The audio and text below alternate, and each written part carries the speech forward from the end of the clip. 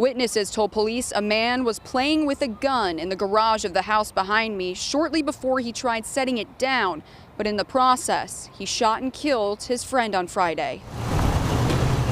Investigators say 23-year-old Elliot Hines was hanging out in a group when he was asked several times to stop playfully pointing the gun at others. Court documents say Hines admitted his finger must have hit the trigger when he set the gun on a dryer, shooting a woman in the face. According to the arrest affidavit, while waiting for evidence photos to be taken of his hands, Hines told detectives he would freak out if he was not allowed to wash off his friend's blood. This didn't shoot this woman unless the muzzle got pointed at her. He got put down in such a way as that it would have been pointing at her. So that's what we call muzzle awareness. Anthony Gregory, chief instructor at Indy Arms Company, says Hines ignored all the primary rules of gun safety, highlighting the importance of proper training before owning one. When you get here, it takes very little pressure.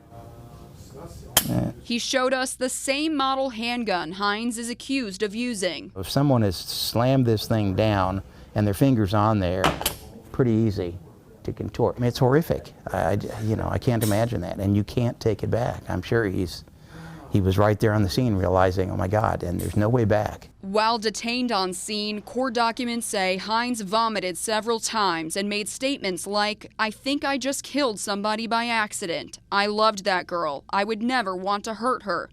And, quote, "How does that even happen, officer? I put my firearm down and it shot." Our hearts are with the family. They're grieving. They're trying to put the pieces back together after something like this happens, and by all accounts, this was preventable. The victim's family declined to give an interview or a statement today. Last week, a relative told us, quote, her family loved her so much. On the east side, Scarlett O'Hara, CBS 4 News.